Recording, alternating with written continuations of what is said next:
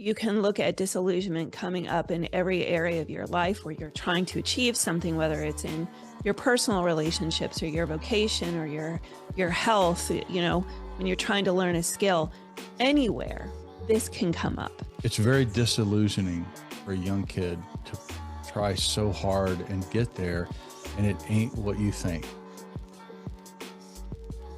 Today we're going to be discussing something everybody has to face all the time and may or may not know how to deal with it, and that's disillusionment. It seems to be coming up for me in a lot of the conversations I'm having with clients and friends and even family members in recent weeks. And I thought, well, since I'm hearing so much about it, maybe we should talk about it. Do you deal with clients and their disillusionment, Tom? The whole world seems to be wanting something to happen and it's not. And it seems like everywhere in social media, you see something that you want and then you can't grab it yourself. And it's distracting. And what Stacy and I have been able to realize is the world tends to not reflect back to you what you want, which is really what disillusioning is. Hmm. I want something to be a certain way. I look out at, I think it's going to be a certain way, and then I try to do it, and it doesn't work out so well. And everybody's captured in that Yeah. boat. I mean, I think you can look at disillusionment coming up in every area of your life where you're trying to achieve something, whether it's in your personal relationships or your vocation or your health, when you're trying to learn a skill, anywhere this can come up. So how we react and respond to that condition of being disillusioned about how things are versus how we thought they were going to be, how we had anticipated they were going to be. It's almost like it's a statement of maturity because yes, of course, the way things are really in life is not what you see on social media. It's not what you see on television. Not everybody who works hard ends up winning the trophy. And we have become conditioned as a society that, oh, I did A, B, and C. I should get, the bonus, the reward.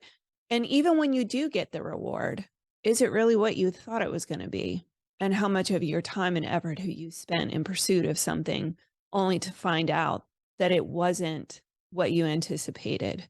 I think people are really robbed of joy and happiness and connection in the moments that they have with people when they have their sights set on the horizon where over there something's going to be better. And you miss the moments of the people that you have in your life and the experiences that you have right in front of you when you're focusing nonstop on what's going to happen when. Yeah, the disillusioning of youth. I think the opposite of being disillusioned is wisdom. Where you Mm, okay, here we go. We've seen this 1,000 times. Not what we anticipate. And in the SEAL training, not that it's a greatest way to get a rendition of this, but it's very disillusioning for a young kid to try so hard and get there, and it ain't what you think. mhm. It's either easier that people don't treat you well because you look at the SEAL community, or at least I looked at the SEAL communities.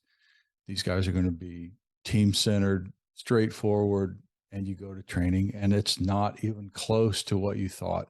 And I went through before there was really the YouTubes and the computers where you could see anything. Mhm. You didn't even know what the training was going to be like. Now you can download it before you go and practice it.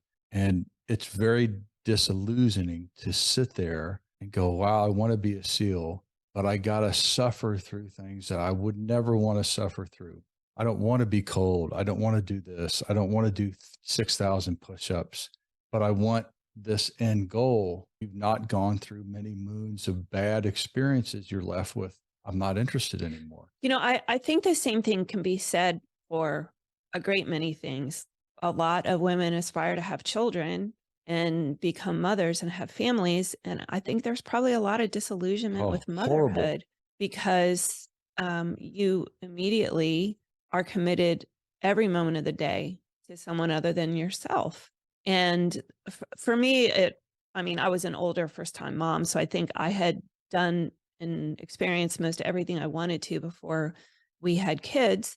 But for a lot of people, I think they feel that they're missing something and they long for experiences other than what are right in front of them. And I guess that's a great way to describe disillusionment. Well, like go back to the motherhood, and every person I've trained, man, woman, even before we went into this training with clients, talk about motherhood.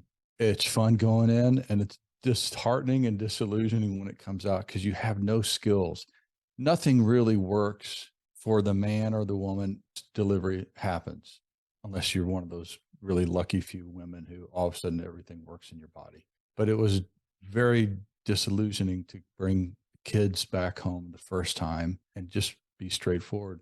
It wasn't disillusioning for me. Well, I you know, didn't have the that milk doesn't experience. drop like you think. Mm. The this doesn't work. I can't move. I can't sleep. Oh my gosh, I thought it was just going to be this wonderful nurturing experience, and it's exhausting. I don't know what I'm going to do. I didn't know Well, what to do as a it's dad. definitely one of those things that nobody teaches you how. You Yeah. can't learn how. It's trial by fire when you become parents. Yeah. And it's been funny to watch men try to figure out how to be a dad because you think, I'm going to take my son, fishing, and dude, they can't even burp. They can't even eat. You think it's going to happen now. And that's why the difference between disillusionment and wisdom are quite different. Yeah. Over time, you realize, man, if I just don't react so much to all these situations where I think it's going to be green and it's not, just play it out. Don't get disheartened. Don't get browbeaten by all the things that actually actually come up that shouldn't. Well, I think one of the other things I want to touch on when it comes to disillusionment is the work that I do with women.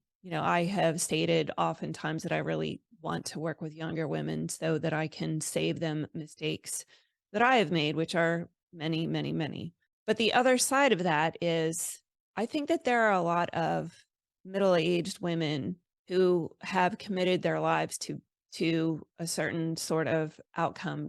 They had a picture of where things were going to be, and things didn't end up there. Things aren't there, and they're having to deal with another set of circumstances altogether. And I guess maybe that's why this has been coming up for me because of some of the clients I've been working with. And to see people go from this experience of disillusionment to an experience of pursuing something that's worth their time and their effort and their life. I mean, that's really exciting when you see women who are have raised children and been in long-term marriages that have, for one reason or another, fallen apart, and to see a woman go, okay, well, I'm not where I thought I was going to be, but I'm still en route to where I want to be, or I can find joy in this moment, and I can find connection with my kids in this moment. So helping people deal with that disillusionment, it's extraordinary to watch how if you get people to focus on right here, right now, and what they can do in the throes of their own performance, that the disillusionment sort of begins to fade away. Well, I don't know if I've mastered the condition. I get negative very quickly, but then I get back in the game, Yeah. and I'm probably the most negative human being, but I stay in the game. The Yep. disillusioned brain does not want to stay in the game. Right. How many times can you fall apart doing your best and then get back on the horse? And that's what great that's the opposite of disillusion, because disillusionment means I believe my own bullshit. I agree. Yep. And having tried hell week so many times and then it doesn't work out. I think it's also the ultimate excuse to quit. It's not what I thought it was going to be. I'm out. Yep. Yeah, she's not the woman I thought I was going to get, and then I'm out, as Yeah. opposed to get back in the game, create some new context in which to operate from, and then it doesn't work out. Get back in the game, create another one. And then it all sort of goes along with this mindset that everywhere you look, people want to be demonstratively successful. They want to have, this ridiculous thing of people renting cars to take pictures and post them on Instagram of them standing in front of like Ferraris because everybody wants that success. And people only see the successful person. They don't see every time that they failed and it fell apart and things were terrible and they didn't feel like it and they kept doing what they knew was going to eventually help them arrive at this level of success that they wanted. It's really the epitome of being disillusioned is looking at somebody in social media, thinking that they're successful. So I'm going to repeat and do what they do. So everybody thinks you're going to be better. Go buy a Ferrari. Yeah. Literally, go buy a Ferrari, commit to that's going to make you a better human being. And then you give me a call. And that's the epitome of being disillusioned. It's a freaking car. Yeah. And And then if it's a the women disappointment. enjoy Yeah. the car, they're probably not the woman that you want anyway. You stared me down on that one. Did you see It's that? not the car I want. I have the car I want. Pretty spoiled. So, if you find yourself dealing with disillusionment and you'd like to discuss it, we would love to hear from you and help you through that. For listening today, thanks for joining me, Tom, and we look forward to seeing you next time. Thanks, Stacy.